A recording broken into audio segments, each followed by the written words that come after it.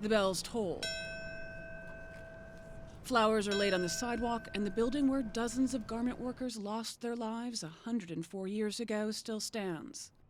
My grandmother, Caterina Maltese, and two aunts, Lucia and Rosaria, lay dead in the street right here.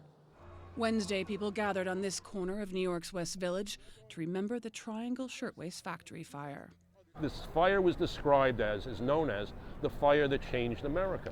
Joel Sosinski is a retired union attorney and is now part of a coalition that's working on a memorial to remember this tragic event. It was March 25, 1911. Young immigrant women and children, with few labor laws to protect them, toiled away at sewing machines for hours. That was where the factory was, these two floors? 8th, 9th, and 10th floor, 3 floors. A fire started in a scrap bin, and within minutes, the top 3 floors were engulfed in flames. The doors to the stairways were locked to prevent workers from taking breaks. An iron fire escape buckled, sending women and children plunging to their deaths. Others tried to escape by packing into the only working freight elevator, but only a few got out. Don Wiener's relatives were in the fire. His great-aunt Rosie died. Her sister survived. She slid down the elevator cable 9 floors with her bare hands and landed on top of the people's heads. And that was the last elevator to go up. Many of the victims burned to death. Others chose another way to die. Rather than being incinerated in the flames, almost 60 of them jumped to their deaths in front of a huge crowd that had gathered.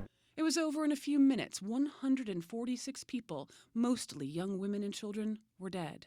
Workplace regulations were changed swiftly soon after this tragedy, but labor activists say there's a lot more reform that needs to be enacted today. Many activists say the same unsafe conditions that existed in America at the turn of the 20th century exist today around the world. In 2012, a massive factory fire killed 117 people in Bangladesh. Then a year later, also in Bangladesh, a building that housed a garment factory collapsed, killing more than 1,000 people. And just this month, Human Rights Watch released a report exposing what it calls inhumane conditions for garment workers in Cambodia. Back in the U.S., while the Triangle factory fire led to improved workplace safety and empowered labor unions, Joel says many workers are still fighting for basic rights. If you take a look at this year's, commemorative button, we are all workers, right? We are, immigration justice, raising wages, the right to organize. You get the income inequality and safety in the workplace. These are the things that my coalition is hopes that this memorial will get people thinking about.